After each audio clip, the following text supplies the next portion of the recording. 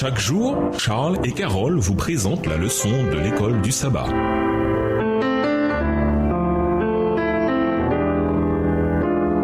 Bienvenue dans votre émission. Dieu nous parle. Nous voilà la leçon de jeudi. Pas à cause de ta justice. Le grand thème de la justification par la foi seule est au cœur de la religion chrétienne et même de toute religion fondée sur la Bible. En effet, que dit l'Écriture ? Abraham crut à Dieu et cela lui fut compté comme justice. Romains 4, verset 3. Ellen White développe ainsi cette idée. Qu'est-ce que la justification par la foi ? Il s'agit de l'œuvre de Dieu qui dépose la gloire de l'homme dans la poussière et qui fait pour lui ce qu'il ne peut faire lui-même. Lorsque les hommes constatent leur insuffisance totale, ils sont prêts à être revêtus de la justice du Christ. Extrait du livre The Faith I Live By, la foi par laquelle je vis. 15 avril, page 109, livre écrit par Ellen G. White. Quand nous méditons sur Dieu et comprenons à quel point il est saint par rapport à ce que nous sommes, nous qui sommes si imparfaits, il apparaît clairement qu'un acte de grâce extraordinaire était nécessaire pour nous sauver. Et c'est ce qui s'est passé. Cet acte de grâce s'est produit à la croix. Le Christ innocent est mort pour les péchés des coupables. En gardant cela à l'esprit, lisons Deutéronome 9, les versets 1 à 6. Que dit Moïse au peuple ? En quoi ces paroles révèlent-elles de manière frappante la réalité de la grâce de Dieu pour ceux qui en sont indignes? Quel est le lien entre ce qui s'est passé et la justification par la foi? Deutéronome 9, les versets 1 à 6. Écoute Israël, tu vas aujourd'hui passer le Jourdain pour te rendre maître de nations plus grandes et plus puissantes que toi, de villes grandes et fortifiées jusqu'au ciel, d'un peuple grand et de haute taille, les enfants d'Anak que tu connais et dont tu as entendu dire qui pourra tenir contre les enfants d'Anak. Sache aujourd'hui que l'Éternel ton Dieu marchera lui-même devant toi, comme un feu dévorant, c'est lui qui les détruira, qui les humiliera devant toi, et tu les chasseras, tu les feras périr promptement comme l'Éternel te l'a dit. Lorsque l'Éternel ton Dieu les chassera devant toi, ne dis pas en ton cœur, c'est à cause de ma justice que l'Éternel me fait entrer en possession de ce pays, car c'est à cause de la méchanceté de ces nations que l'Éternel les chasse devant toi. Non, ce n'est point à cause de ta justice et de la droiture de ton cœur que tu entres en possession de leur pays, mais c'est à cause de la méchanceté de ces nations que l'Éternel ton Dieu les chasse devant toi, et c'est pour confirmer la parole que l'Éternel a jurée à tes pères, à Abraham, à Isaac et à Jacob. Sache donc